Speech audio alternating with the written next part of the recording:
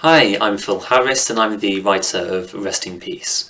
Resting Peace is a story about diplomacy, which is set during the time of the Napoleonic Wars and centres on the story of Lord Castlereagh, the British Foreign Minister, as he travels to France to negotiate a peace settlement with Napoleon in 1814.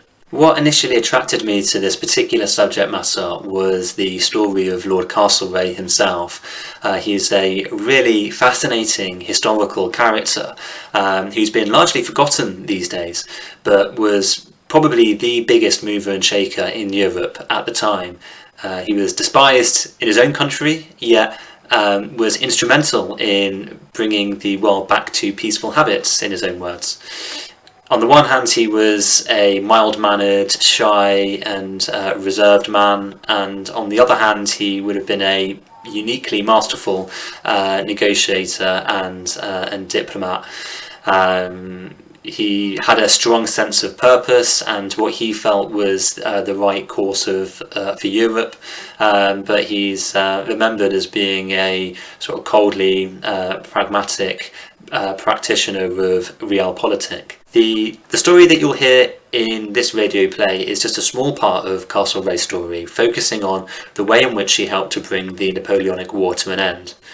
I wanted to explore some of the pressures that he would have been under at the time. The moral obligation to end the war, the economic obligation, the scrutiny of the press and the political opposition, his unpopularity, and finally the sheer volume of work, which in the end contributed to his fatal mental illness. When I started to do some more research into Castlereagh, I discovered that some of the other characters were just as interesting. For example, there's Castlereagh's brother Charles, who was a sort of typical drunken Brit abroad. Then there's the semi-messianic Tsar Alexander, very stubborn and ill-tempered. Then there was the Machiavellian Chancellor Metternich of Austria. Besides that, there was the competing motivations of each character and their different national agendas, which I think helped to create some interesting dramatic situations and drives the narrative along. I've tried to simplify some of the diplomatic issues to make it a little bit easier to follow. So, for example, I've removed the Prussian interest, which was largely similar to Russia's, and focused more on the rivalry between Russia and Austria.